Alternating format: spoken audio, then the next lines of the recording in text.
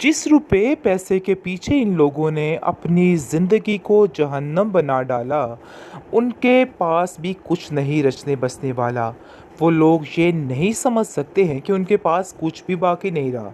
जैसा कि आप देख रहे हैं कि जहांगीर काफ़ी देर से इस लड़की पर तबसरा कर रहा है कि ये लड़की आखिर क्या चाहती है, कहाँ पे जाके रुकने वाली है, क्योंकि उसको कहीं ना कहीं समझ आ चुकी है कि ये लड़की ठीक नहीं है। इससे पीछा छुड़ाना ही सबसे बेहतरीन हल है। इसलिए आप देखेंगे कि वो सोच लेता है कि बहुत जल्द इसको रुखसत कर दूं, यानी कि इसको छोड़ के यहाँ से चला जाऊं। उम्मीद तो ये है कि सारा रुपया पैसा लेके जाने की वो कोशिश करेगा ताकि वो अपनी ज़िंदगी सुकून से गुजार सके। लेकिन बात तो पते की ये है कि ये दोनों ही बेईमान हैं, इसलिए इन दोनों का कुछ नहीं बनेगा। जिसने बुरा किया है उसके साथ उसे बदतर बुरा हो चुका है। इसलिए जी आप परेशान होने की कोई ज़रूरत नहीं। आप सिर्फ़ और सिर्फ ज़ीनत के अच्छे दिन का इंतज़ार था जो आ चुके हैं। ये लोग सिर्फ रोते धोते रह जाएंगे और अपनी ज़िंदगी में ख़ुद को कोसते रह जाएंगे कि आखिर इन लोगों ने क्या किया है। सारी ज़िंदगी जो वहमो गुमान चक्कारियाँ करते रहे, आज सारा कुछ इनके आगे आ रहा है।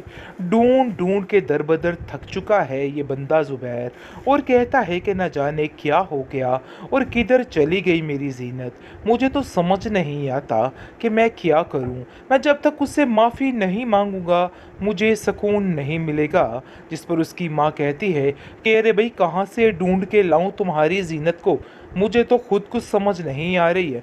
हम लोग खुद बेबस बेसहारा हो चुके हैं, लेकिन न जाने क्यों तुम्हें समझ नहीं आ रही। जिस पर वो अपनी माँ को कहता है कि ये सब कुछ किया दरा आपका है, आपने ही शय दी थी सिद्रा को और सबको ये सारे मामलात करने के लिए, और अब आप ही नतीजा भुगतिए। जिस पर वो उसको सितारा के ताने देना शुरू हो जाती है और कहती है कि भाई सितारा के साथ सारे मामलात तुमने अपनी मर्ज़ी से तय किए थे, इसलिए बार बार हमें अंदर लाने की कोई भी ज़रूरत नहीं है। बेहतर यही है कि पहले अपने गिरेबान में झांको कि तुमने आखिर क्या किया है। ऐसा कोई सीन नहीं होने वाला है।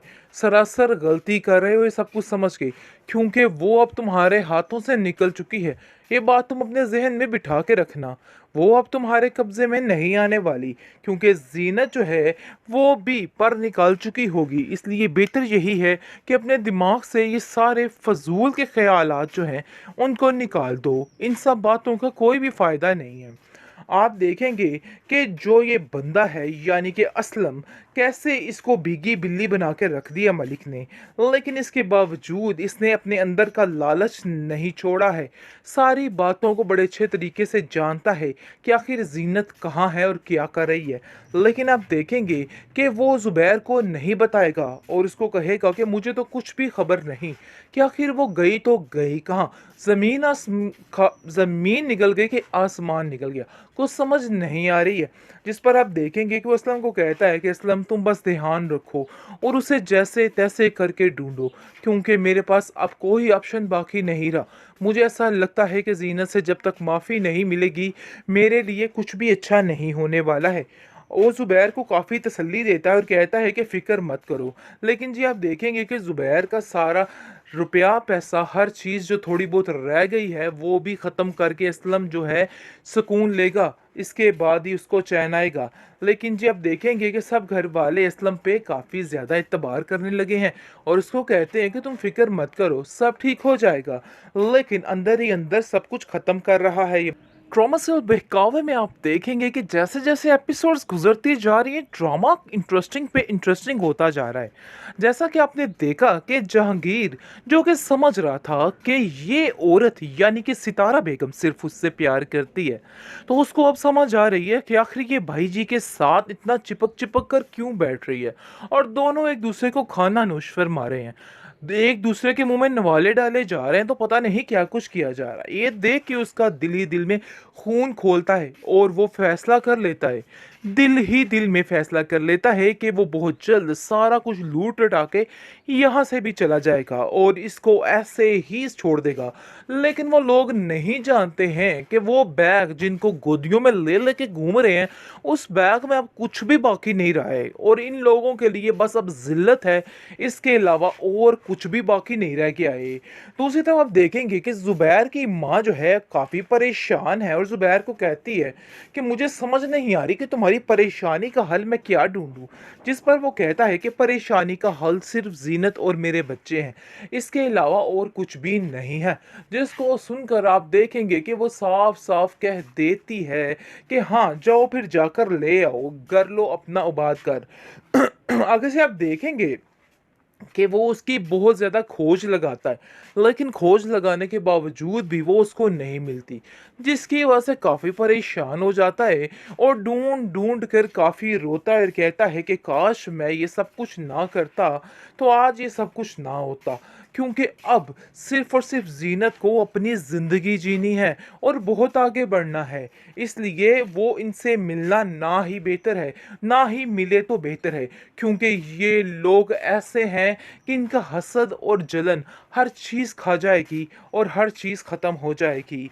आप देखेंगे कि ज़ुबैर की माँ ज़ुबैर से कहती है कि मुझे तो ऐसा लगता है कि मामलात जो हैं बहुत बुरे तरीके से ख़राब हो चुके हैं, वो तुम्हें नहीं मिलने वाली, न जाने किधर चली गई है। आगे से आप देखेंगे कि वो कहता है कि वो सितारा जैसी बिल्कुल भी नहीं है। उसको जैसे ही पता चलेगा कि मेरी हालत इस तरह की है तो वो दौड़े दौड़े आ जाएगी और मेरे पास ही रुक जाएगी। जिस पर आप देखेंगे कि उसकी माँ कहती है कि ये अगर तुम समझ रहे हो ना तो तुम्हारी बहुत बड़ी भूल है, ऐसा कोई सीन नहीं होने वाला है, सरासर गलती कर रहे हो ये सब कुछ समझ के, क्योंकि वो अब तुम्हारे हाथों से निकल चुकी है। ये बात तुम अपने जहन में बिठा के रखना, वो अब तुम्हारे कब्जे में नहीं आने वाली, क्योंकि जीनत जो है वो भी पर निकाल चुकी होगी। इसलिए बेहतर यही है कि अपने दिमाग से ये सारे फजूल के ख्यालात जो हैं उनको निकाल दो, इन सब बातों का कोई भी फ़ायदा नहीं है। आप देखेंगे कि जो ये बंदा है यानी कि असलम, कैसे इसको भीगी बिल्ली बना के रख दिया मलिक ने, लेकिन इसके बावजूद इसने अपने अंदर का लालच नहीं छोड़ा है। सारी बातों को बड़े अच्छे तरीके से जानता है कि आखिर जीनत कहाँ है और क्या कर रही है, लेकिन आप देखेंगे कि वो ज़ुबैर को नहीं बताएगा और उसको कहेगा कि मुझे तो कुछ भी खबर नहीं कि आखिर वो गई तो गई कहाँ। ज़मीन निकल गई कि आसमान निकल गया, कुछ समझ नहीं आ रही है। जिस पर आप देखेंगे कि वो असलम को कहता है कि असलम तुम बस ध्यान रखो और उसे जैसे तैसे करके ढूंढो, क्योंकि मेरे पास अब कोई ऑप्शन बाकी नहीं रहा। मुझे ऐसा लगता है कि जीनत से जब तक माफ़ी नहीं मिलेगी मेरे लिए कुछ भी अच्छा नहीं होने वाला है। वो ज़ुबैर को काफ़ी तसल्ली देता है और कहता है कि फ़िक्र मत करो। लेकिन जी आप देखेंगे कि ज़ुबैर का सारा रुपया पैसा हर चीज़ जो थोड़ी बहुत रह गई है वो भी ख़त्म करके असलम जो है सुकून लेगा, इसके बाद ही उसको चैन आएगा। लेकिन जी आप देखेंगे कि सब घर वाले असलम पे काफ़ी ज़्यादा एतबार करने लगे हैं और उसको कहते हैं कि तुम फ़िक्र मत करो, सब ठीक हो जाएगा। लेकिन अंदर ही अंदर सब कुछ